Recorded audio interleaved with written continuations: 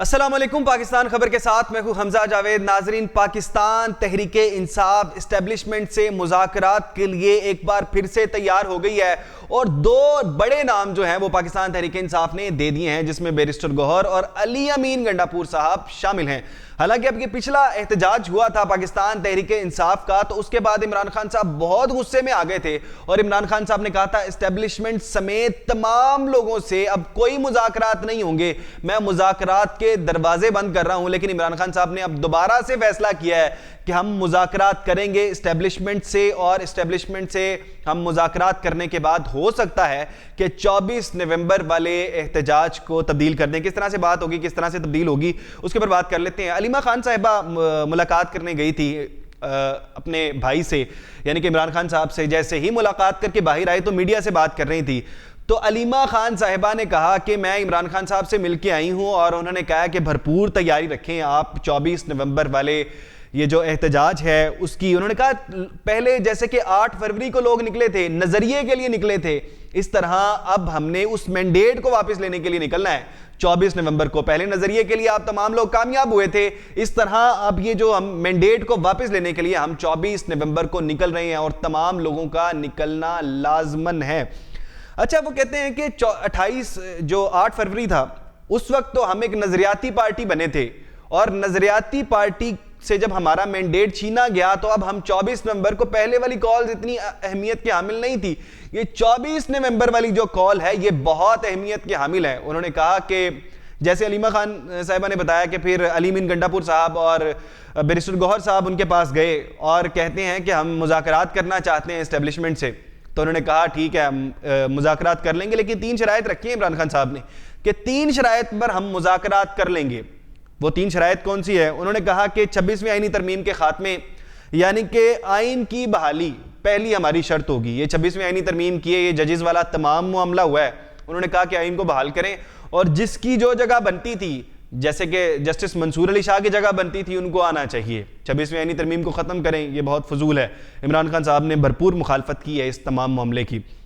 اچھا، بہرحال سیاسی قیدیوں کی رہائی، انہوں نے کہا کہ یہ سیاسی قیدی جو پکڑے ہوئے ہیں ان کو رہا کیا جائے۔ انہوں نے اسپیشلی 3 نام لیے، انہوں نے ڈاکٹر یاسمین راشد کا نام لیا، اس کے علاوہ عمر چیمہ کا نام لیا، اور شاہ محمود قریشی صاحب کا نام لیا۔ 3 بڑے نام جو کہ ان کے ساتھ جڑے ہوئے ہیں پاکستان تحریک انصاف کے سب سے بڑے لیڈرز میں سے ایک ہیں، ٹاپ لائن کے جو لوگ ہیں ان کا نام لیا۔ انہوں نے کہا کہ ڈاکٹر یاسمین راشد کے ساتھ اندلیب عباس تھی، انہوں نے 9 مئی کی جو ہے اس کے اوپر پریس کانفرنس کر دی، انہوں نے مذمت کر دی 9 مئی کی، تو ان کو نکال دیا۔ اور ڈاکٹر یاسمین راشد جو ان کے ساتھ تھی، جو لوگوں کو کہہ رہی تھی آپ نے آگے نہیں جانا، ڈاکٹر یاسمین راشد کو ابھی تک جیل میں رکھا ہوا ہے۔ تو دوسرا ان کا مطالبہ یہ ہے کہ جو سیاسی قیدی ہیں ان کو رہا کیا جائے، اور تیسرا جو مطالبہ ہے وہ بہت بڑا ہے۔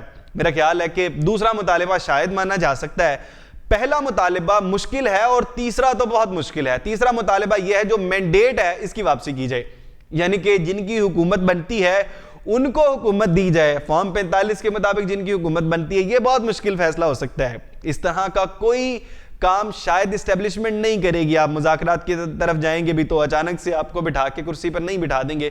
یہ ایک بڑا شاید اس چیز کو ان کو اس طریقے سے کر لینا چاہیے تھا کہ آپ دوبارہ الیکشن کروا دیں، ری الیکشن کی طرف جائیں، 1 سال بعد، 6 ماہ بعد، کچھ اس طرح کی بات کے اوپر جاتے۔ لیکن ایک بات ٹھیک تھی، عمران خان صاحب نے اپنی بات نہیں کی کہ میری رہائی ہونی چاہیے، اس قسم کا کوئی مطالبہ نہیں تھا، یہ بات ٹھیک تھی۔ اور مجھے یہ بات بھی بہت اچھی لگی ہے کہ عمران خان صاحب اب سیاسی طرف آ رہے ہیں۔ آپ جب مذاکرات کی طرف آتے ہیں تو یہ جمہوریت کا حسن ہوتی ہے، اب مذاکرات کریں کوئی بات نہیں، آپ کا جیسے مرضی۔ پیچھے ہیں مولانا صاحب، کل مخالفت کیا کرتے تھے پاکستان تحریک انصاف اور مولانا صاحب اکٹھے بیٹھے، نون لیگ اور مولانا صاحب کی مخالفت ہو گئی تھی، اکٹھے بیٹھے۔ پیپلز پارٹی اور نون لیگ ایک دوسرے کا منہ دیکھنا پسند نہیں کرتی تھی، اتنے برے حالات تھے، لیکن وہ لوگ بھی اکٹھے بیٹھے۔ تو اب اسٹیبلشمنٹ کے ساتھ مخالفتیں ہو گئی تھی، تمام پارٹیوں کی باری باری مخالفتیں ہوئی ہیں، تمام پارٹیاں دوبارہ جا کے بیٹھ گئی ہے۔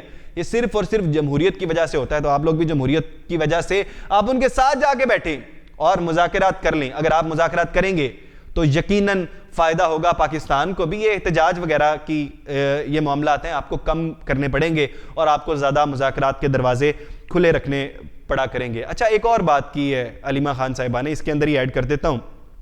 علیمہ خان صاحبہ کہتی ہیں کہ کل توشہ خانہ 2 کی سماعت ہے، اور ہمیں بہت امید ہے کہ کل عمران خان صاحب باہر آ جائیں گے. وہ کہتے ہیں اگر عمران خان صاحب باہر آئے, یعنی ان کو امید ہے پوری کہ باہر آ جائیں گے. کہتے ہیں پروسیکیوٹر کل اگر پیش ہو گئے تو عمران خان صاحب کل باہر آ جائیں گے, اور اگر باہر آ گئے تو عمران خان صاحب خود صدارت کریں گے, عمران خان صاحب خود لیڈ کریں گے 24 نومبر والے احتجاج کو. لیکن اگر مذاکرات مان لیے گئے, عمران خان صاحب باہر آ گئے, تو پھر بھی یہ جو احتجاج ہوگا وہ لازماً ہوگا. یہ بات پہ غور کریے گا کہ 24 نومبر والا احتجاج ہونا ہی ہونا ہے اگر عمران خان صاحب باہر آ گئے. ہاں, یہ جو مذاکرات میں 3 مطالبات ہیں, اگر یہ مان لیے گئے تو احتجاج جو ہے وہ جشن میں تبدیل ہو جائے گا. آپ کیا سوچتے ہیں, کیا یہ احتجاج مؤخر ہو سکتا ہے؟ کمنٹ باکس میں ضرور بتائیے گا. اس کے ساتھ اپنے میزبان حمزہ جاوید کو دیجیے اجازت. اللہ نگہبان.